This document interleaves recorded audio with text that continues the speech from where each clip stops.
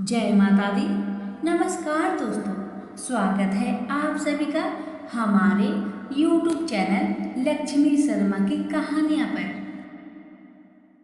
प्यारे भक्तगणों, अब पौष महीने की समाप्ति होने वाली है और आज पौष महीने की अंतिम गुरुवार है और आज मैं आप सभी को सुनाने जा रही हूँ बृहस्पतिवार की बहुत ही पवित्र कथा।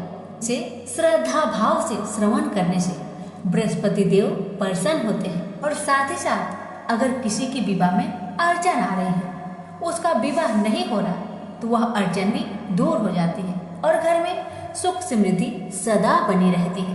यह व्रत बहुत ही फलदायी है। गुरुवार को व्रत उपवास करने से और इस कथा को पढ़ने या फिर श्रवण करने से बृहस्पति देवता सभी की मनोकामना को पूर्ण कर देते हैं। कथा को बड़े ही प्रेम भाव से पूरा अवश्य सुने। प्रेम से बोली बृहस्पति देव की जय, विष्णु भगवान की जय। कथा। भारतवर्ष में एक प्रतापी और दानी राजा राज्य करता था।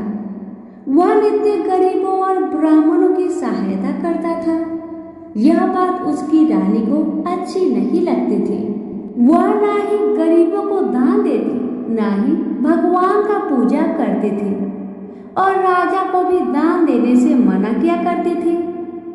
एक दिन राजा शिकार खेलने वन को गए हुए थे तो रानी महल में अकेली थी। उसी समय बृहस्पति देव साधु का भेष में राजा के महल में भिक्षा लेने के लिए गए और भिक्षा मांगी। रानी ने भिक्षा देने से इनकार किया और कहा, हे साधु महाराज, मैं तो दान पुण्य से तंग आ गई हूँ। मेरा पति सारा धन लुटाते रहते हैं। मेरी इच्छा है कि हमारा धन नष्ट हो जाए, फिर ना रहेगा बांस, ना बजेगी बांसुरी। रानी की बातें सुन साधु महाराज ने कहा, देवी, तुम तो बड़ी विचित्र हो। धन संतान तो सभी चाहते हैं, पुत्र और लक्ष्मी तो पापी के घर भी होने चाहिए। यदि तुम्हारे पास अधिक धन है तो भूखों को भोजन दो, प्यासों के लिए प्याऊ बनवाओ, मुसाफिरों के लिए धर्मशाला खुलवाओ। जो निर्धन अपनी कुंवारी कन्याओं का विवाह नहीं कर सकते, उनका विवाह करा दो। ऐसे और कई काम हैं जिनके करने से तुम्हारा यश लोक परलोक में भी फैलेगा। परंतु रानी पर उपदेश का कोई प्रभाव ना पड़ा। वह बोली, महाराज, आप मुझे कुछ ना समझाए। मैं ऐसा धन नहीं चाहती जो हर जगह बांटती फिरूं। साधु महाराज ने उत्तर दिया, यदि तुम्हारी ऐसी इच्छा है तो तथास्तु। तुम ऐसा करना कि बृहस्पतिवार को घर लिपकर पीली मिट्टी से अपना सिर धोकर स्नान करना, भट्टी चढ़ाकर कपड़े धोना। ऐसा करने से आपका सारा धन नष्ट हो जाएगा। इतना कहकर वह साधु महाराज वहां से आलोक हो गए। साधु के अनुसार कही बातों को पूरा करते हुए रानी को केवल 3 ही बृहस्पतिवार बीते थे कि उसकी समस्त धन संपत्ति नष्ट हो गई। भोजन के लिए राजा का परिवार तरसने लगा। तब एक दिन राजा ने रानी से बोला कि हे रानी, तुम यहीं रहो, मैं दूसरे देश को जाता हूँ, क्योंकि यहाँ पर सभी लोग मुझे पहचानते हैं, इसलिए मैं यहाँ कोई छोटा काम नहीं कर सकता। ऐसा कहकर राजा परदेश चला गया। वहाँ वह जंगल से लकड़ी काट कर लाता और शहर में बेचा करता था। इस तरह वह अपना जीवन व्यतीत करने लगा। उधर राजा के परदेश जाते ही रानी और दासी दुखी रहने लगी। एक बार जब रानी और दासी को 7 दिन तक बिना भोजन के रहना पड़ा तो रानी ने अपनी दासी से कहा, हे दासी, पास के ही नगर में मेरी बहन रहती है। वह बड़ी धनवान है, तू उसके पास जा और कुछ लेकर आ ताकि थोड़ी बहुत गुजर बसर हो जाए। दासी रानी की बहन के पास गई। उस दिन गुरुवार था और रानी की बहन उस समय बृहस्पतिवार व्रत कथा सुन रही थी। दासी ने रानी की बहन को अपनी रानी का संदेश दिया, लेकिन रानी की बड़ी बहन ने कोई उत्तर नहीं दिया। जब दासी को रानी की बहन से कोई उत्तर नहीं मिला तो वह बहुत दुखी हुई और उसे क्रोध भी आया। दासी ने वापस आकर रानी को सारी बात बता दी। सुनकर रानी ने अपने भाग्य को कोसा। उधर रानी की बहन ने सोचा कि मेरी बहन की दासी आई थी, परंतु मैं उससे नहीं बोली, इससे वह बहुत दुखी हुई होगी। कथा सुनकर और पूजन समाप्त करके वह अपनी बहन के घर जल्दी जल्दी गई और कहने लगी, हे बहन, मैं बृहस्पतिवार का व्रत कर रही थी। तुम्हारी दासी मेरे घर में आई थी, परंतु जब तक कथा होती है तब तक ना उठते हैं और ना ही कुछ बोलते हैं, इसलिए मैं नहीं बोल सकी। कहो दासी, क्या बात है, तुम क्यों आई थी हमारे घर? रानी बोली, बहन, तुमसे क्या छिपाए, हमारे घर में खाने तक को अनाज नहीं था। ऐसा कहते कहते रानी की आंखें भर आई। उसने दासी समेत पिछले 7 दिनों से भूखे रहने तक की बात अपनी बहन को बताई। रानी की बहन बोली, देखो बहन, भगवान बृहस्पति देव सबकी मनोकामना को पूर्ण करते हैं। देखो, शायद तुम्हारे घर में अनाज रखा हो। पहले तो रानी को विश्वास नहीं हुआ, पर बहन के आग्रह करने पर उसने अपनी दासी को अंदर भेजा तो उसे सचमुच अनाज से भरा एक घड़ा मिल गया। यह देखकर दासी को बड़ी हैरानी हुई। दासी रानी से कहने लगी, हे रानी, जब हमको भोजन नहीं मिलता तो हम व्रत ही तो करते हैं, इसलिए क्यों ना इनसे व्रत और कथा की विधि पूछ ली जाए ताकि हम भी व्रत कर सके। तब रानी अपने बहन से बृहस्पतिवार व्रत के बारे में पूछने लगी तो उसकी बहन ने बताया, बृहस्पतिवार के व्रत में चने की दाल और मुनक्का से विष्णु भगवान का केले की जड़ में पूजन करें तथा दीपक जलाएं, व्रत कथा सुने और पीला भोजन ही करें। इससे बृहस्पति देव प्रसन्न होते हैं। व्रत और पूजन विधि बताकर रानी की बहन अपने घर को लौट आई। 7 दिन के बाद जब गुरुवार आया तो रानी और दासी ने व्रत रखा। घुड़सार में जाकर चना और गुड़ लेकर आई, फिर उसके केले के जड़ में तथा विष्णु भगवान का पूजन किया। अब पीला भोजन कहाँ से आए, इस बात को लेकर दोनों बहुत दुखी थे। चूंकि उन्होंने व्रत रखा था, इसलिए बृहस्पति देव उनसे प्रसन्न थे। इसलिए वे एक साधारण व्यक्ति का रूप धारण कर 2 थालों में सुंदर पीला भोजन दासी को दे दिए। भोजन पाकर दासी प्रसन्न हुई और फिर रानी के साथ मिलकर भोजन ग्रहण किया। उसके बाद वे सभी गुरुवार को व्रत और पूजन करने लगे। बृहस्पति भगवान की कृपा से उनके पास फिर से धन संपत्ति आ गई, परंतु रानी फिर से पहले की तरह आलस्य करने लगी। तब दासी बोली, देखो रानी, तुम पहले भी इस प्रकार आलस्य करती थी। तुम्हें धन रखने में कष्ट होता था, इस कारण सभी धन नष्ट हो गया, और जब भगवान बृहस्पति देव की कृपा से धन मिला है तो तुम्हें फिर से आलस्य होती है। रानी को समझाती हुई दासी कहती है कि बड़ी मुसीबतों के बाद हमने यह धन पाया है, इसलिए हमें दान पुण्य करना चाहिए, भूखे मनुष्य को भोजन कराना चाहिए और धन को शुभ कार्य में खर्च करना चाहिए, जिससे तुम्हारा कुल का यश बढ़ेगा, स्वर्ग की प्राप्ति होगी और पितर प्रसन्न होंगे। दासी की बात मानकर रानी अपना धन शुभ कार्यों में खर्च करने लगी, जिससे पूरे नगर में उसका यश फैलने लगा।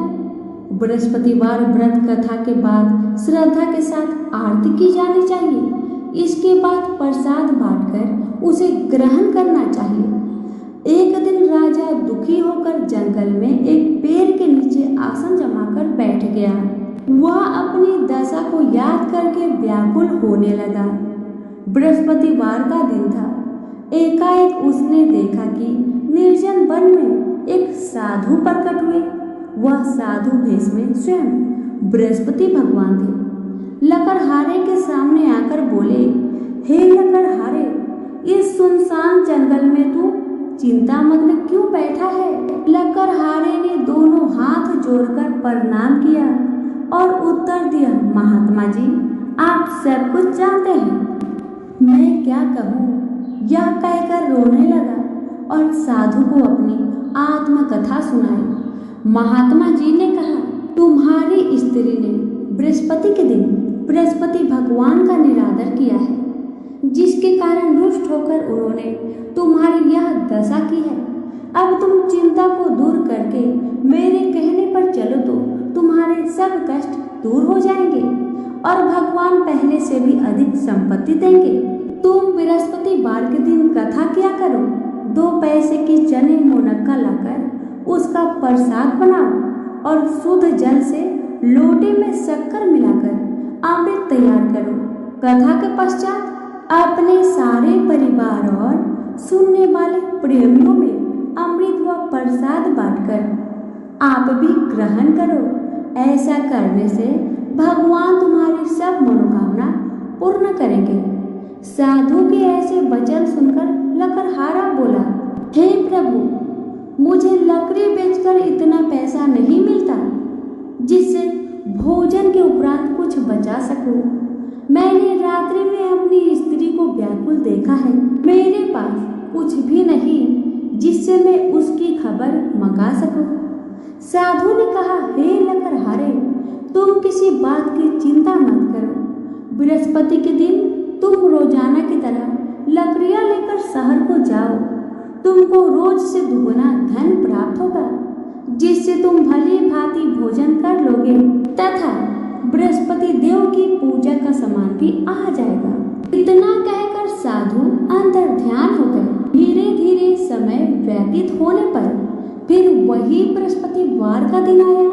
लकड़हारा जंगल से लकड़ी काटकर किसी शहर में बेचने को गया। उसे उस दिन और दिन से अधिक पैसा मिला। राजा ने चना गुड़ आदि लाकर गुरुवार का व्रत किया। उस दिन से उसके सभी कलेश दूर हो गए। परंतु जब दोबारा गुरुवार का दिन आया तो बृहस्पतिवार का व्रत करना भूल गया। इस कारण बृहस्पति भगवान नाराज हो गए। उस दिन उस नगर के राजा ने विशाल यज्ञ का आयोजन किया तथा शहर में यह घोषणा करा दी कि कोई भी मनुष्य अपने घर में भोजन न बनाए और न ही आग जलाए। समस्त जनता मेरे यहाँ भोजन करने आए। इस आज्ञा को जो नहीं मानेगा उसे फांसी की सजा दी जाएगी। इस तरह की घोषणा संपूर्ण नगर में करवा दी गई। राजा के आज्ञा अनुसार शहर के सभी लोग भोजन करने गए, लेकिन लकड़हारा कुछ देर से पहुंचा, इसलिए राजा उसको अपने साथ घर लेकर गए और ले जाकर भोजन करा रहे थे तो रानी की दृष्टि उस खोटी पर पड़ी जिस पर उसका हार लटका हुआ था। वह वहां पर दिखाई नहीं दिया। रानी ने निश्चय किया कि मेरा हार इस मनुष्य ने चुरा लिया है। उसी समय सिपाहियों को बुलवाकर उसको कारागार में डाल दिया गया। जब लकड़हारा कारागार में पड़ गया और बहुत दुखी होकर विचार करने लगा कि ना जाने कौन से पूर्व जन्म के कर्म से मुझे यह दुख प्राप्त हुआ है, और उसी साधु को याद करने लगा जो कि जंगल में मिले थे। उसी समय तत्काल बृहस्पति देव साधु के रूप में प्रकट हुए और उसके दशा को देखकर कहने लगे, अरे मूर्ख, तूने बृहस्पति देव की कथा नहीं करी, इस कारण तुझे दुख प्राप्त हुआ है। अब चिंता मत कर, बृहस्पतिवार के दिन कारागार के दरवाजे पर तुम्हें 4 पैसे मिलेंगे। उनसे तू बृहस्पति देव की पूजा करना, तेरे सभी कष्ट दूर हो जाएंगे। बृहस्पति के दिन उसे 4 पैसे मिले। लकड़हारे ने कथा कही। उसी रात्रि को बृहस्पति देव ने उस नगर के राजा को सपने में कहा, हे राजन, तुमने जिस आदमी को कारागार में बंद कर दिया है वह निर्दोष है, वह राजा है, उसे छोड़ देना। रानी का हार उसी खूंटी पर लटका है। अगर तू ऐसा नहीं करेगा तो मैं तेरे राज्य को नष्ट कर दूंगा। इस तरह रात्रि के सपने को देखकर राजा प्रातःकाल उठा और खूंटी पर हार देखकर लकड़हारे को बुलाकर क्षमा मांगी तथा लकड़हारे को योग सुंदर वस्त्र आभूषण देकर विदा कर दिया। बृहस्पति देव की आज्ञा अनुसार लकड़हारा अपने नगर को चल दिया। राजा जब अपने नगर के निकट पहुंचा तो उसे बड़ा आश्चर्य हुआ। नगर में पहले से अधिक बाग, तालाब, कुएं तथा बहुत सी धर्मशाला, मंदिर आदि बन गई है। राजा ने पूछा, यह सब किसका बाग और धर्मशाला है? तब नगर के सब लोग कहने लगे, यह सब रानी और बंदी की है। तो राजा को आश्चर्य हुआ और गुस्सा भी आया। जब रानी ने यह खबर सुनी कि राजा आ रहे हैं तो उन्होंने बांदी से कहा, हे दासी, देख राजा हमको कितनी बुरी हालत में छोड़ के गए थे। हमारी ऐसी हालत देखकर वह कहीं लौट न जाए, इसलिए तू दरवाजे पर खड़ी हो जा। आज्ञा अनुसार दासी दरवाजे पर खड़ी हो गई। राजा आए तो उन्हें अपने साथ लेकर आई। तब राजा ने क्रोध करके अपनी रानी से पूछा कि यह धन तुम्हें कैसे प्राप्त हुआ? तब उन्होंने कहा, हमें यह सब धन बृहस्पति देव के व्रत के प्रभाव से प्राप्त हुआ है। राजा ने निश्चय किया कि 7 रोज बाद तो सभी बृहस्पति देव का पूजन करते हैं, परंतु मैं प्रतिदिन दिन में 3 बार कहानी तथा रोज व्रत किया करूंगा। अब हर समय राजा के दुपट्टे में चने की दाल बंधी रहती तथा दिन में 3 बार कहानी कहता।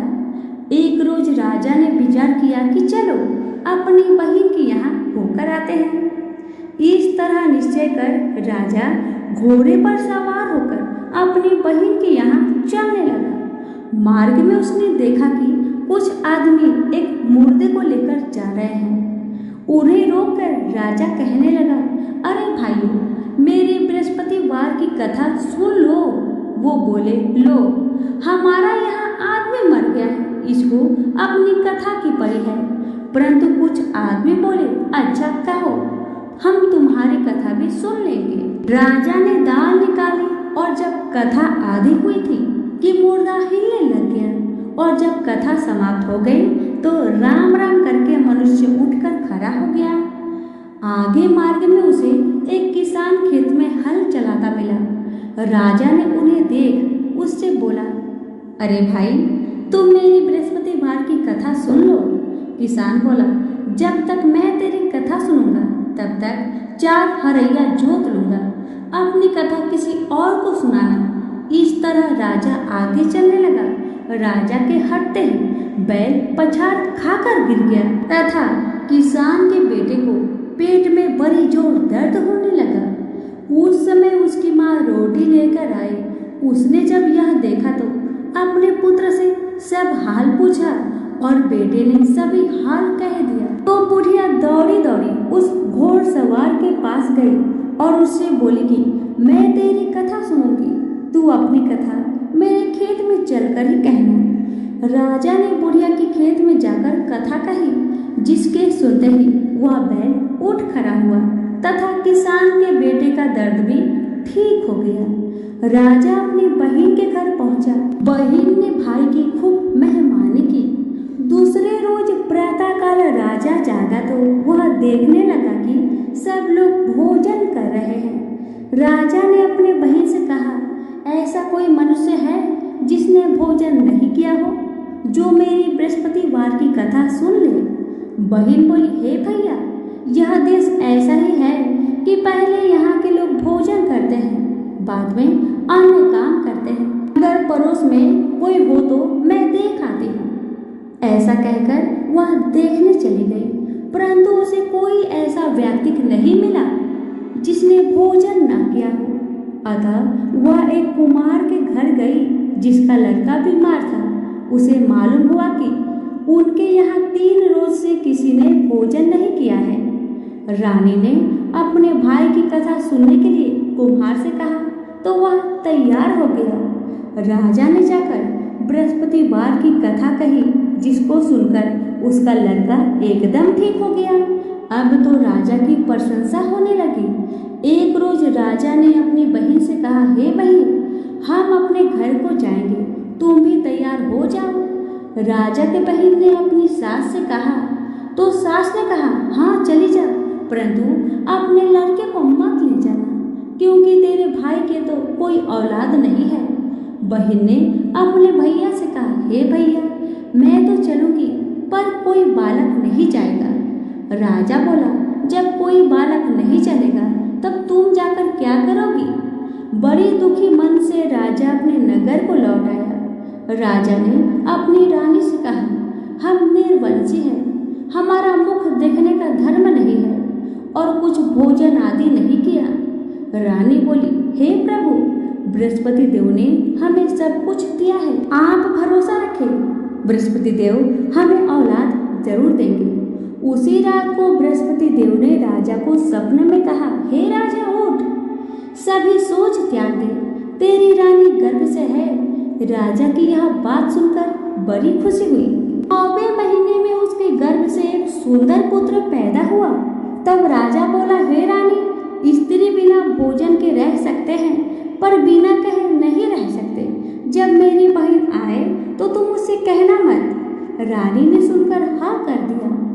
जब राजा की बहन ने यह शुभ समाचार सुना तो वह बहुत खुश हुई तथा बधाई लेकर अपने भाई के यहाँ आई। राजा की बहन बोली, भाभी, मैं इस प्रकार ना कहती तो तुम्हें औलाद कैसे मिलती?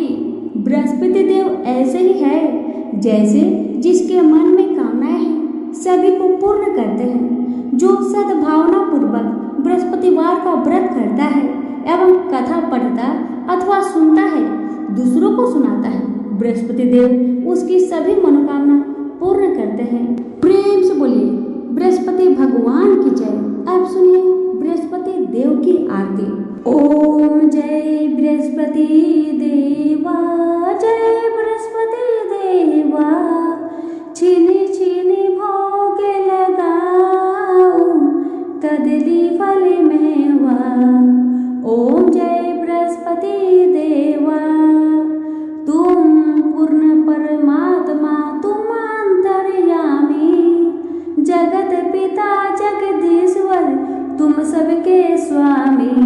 ओम जय बृहस्पति देवा, चरणामृत निज निर्मल, सब पातक हरता, सकल मनोरथ दायक, कृपा भरो भरता। ओम जय बृहस्पति देवा, तन मन धन अर्पण कर, जो जन शरण परे, प्रभु पर कट तब होकर, आकर द्वार खरे। ओम जय बृहस्पति देवा, दीन दयाल दयानिधि, भक्तन हितकारी, पाप दोष सब हरता, भव बंधन हारी। ओम जय बृहस्पति देवा, सकल मनोरथ दायक, सब संचय तारो, विषय विकार मिटाओ, संतन सुखकारी। ओम जय बृहस्पति देवा, जो कोई आरती तेरी प्रेम सहित गावे, ज्येष्ठानंद बंध सो निश्चय पावे। ओम जय बृहस्पति देवा, ओम जय बृहस्पति देवा। प्रेम से बोलिए बृहस्पति भगवान की